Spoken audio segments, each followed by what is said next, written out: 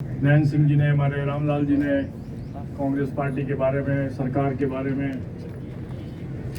मैं सबसे पहले कांग्रेस के प्रत्येक कार्यकर्ता, प्रत्येक नेता, मैं खुद यहाँ 10-12 साल जिला अध्यक्ष रहा।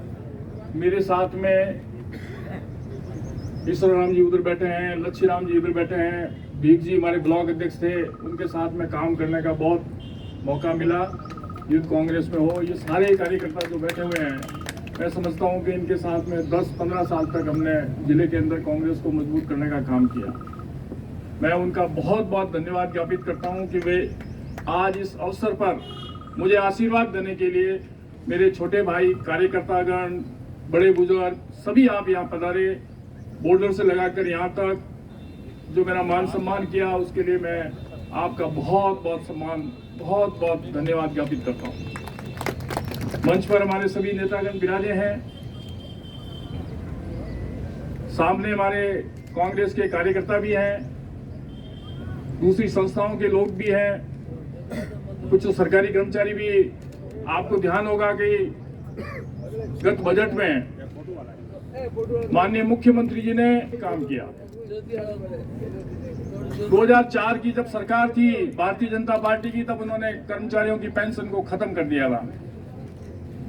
हमारे मुख्यमंत्री जी ने देश के अंदर पहला राज्य होगा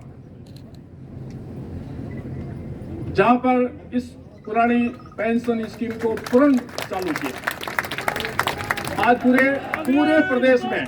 पूरे प्रदेश में एक ऐसा वातावरण पैदा हुआ।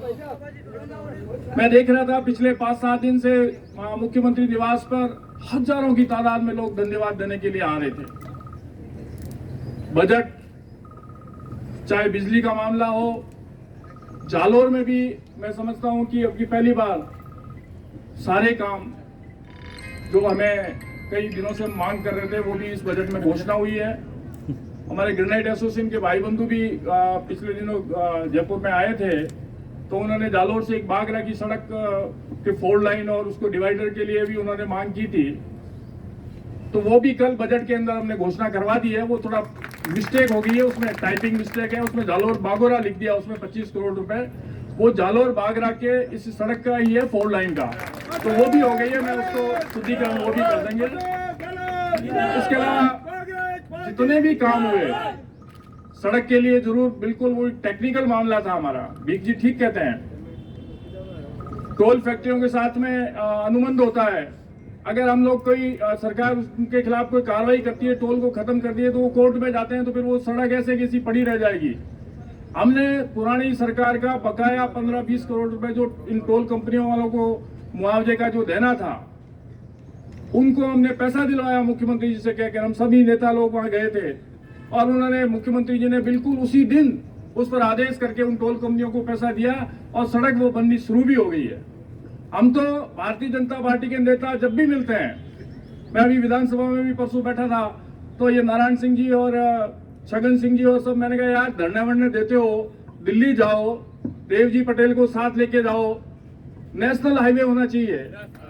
जब तक ये नेशनल हाईवे नहीं होगा, तब तक ये इतना रोहित से लगाकर सांचौर का बहुत महत्वपूर्ण सड़क है, ये पूरे 5 विधानसभा क्षेत्र को जोड़ती है। तो मैं तो आप सब लोगों से कहता हूं कि उन पर भी थोड़ा जोर कीजिए। सारे राज्य सरकारों के ऊपर इतना भार मत दीजिए कि हमारी कोई गलती नहीं है राज्य सरकार की, हम तो करने की कोशिश कर रहे हैं, लेकिन उनको तो कुछ कहिए। हमारी ट्रेन के संबंध में ये देवजी पटेल साहब यहाँ रेल की पटरियों पे बैठते थे, हद हो गई। कांग्रेस की सरकार थी तब रेल की पटरी पे बैठते कि सड़कें जब तक रेल शुरू नहीं होती तब तक मैं यहाँ धरने पे बैठा रहूंगा, वो करूंगा। एक शब्द इन पिछले 7-8 सालों में एक शब्द भी उन्होंने लोकसभा के अंदर नहीं बोला। तो मेरा हमारी जो कथनी और करनी में इनकी जो भारतीय जनता पार्टी के लोगों की है, ये आपको समझनी पड़ेगी।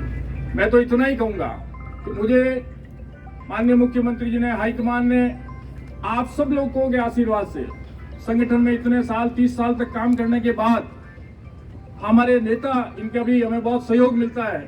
उसके बाद मुझे जो अवसर प्रदान हुआ है, मैं उसके लिए माननीय मुख्यमंत्री जी का बहुत बहुत धन्यवाद ज्ञापित करता हूं। और जो मुझे मौका दिया है और जो जो मुझे विभाग भी ऐसा दिया है कि मैं सब आप लोगों से कनेक्ट रह चुकूं और जो आपकी समस्या है, ढाणी की समस्या है, गांव की समस्या है, उस समस्या को समाधान करने में मैं अपना योगदान दे सकूं। मैं पुनः आप सब लोगों का बहुत बहुत धन्यवाद ज्ञापित, मैं आपका बहुत बहुत ऋणी रहूंगा। धन्यवाद। जय हिंद। पुखराजी पारा सर।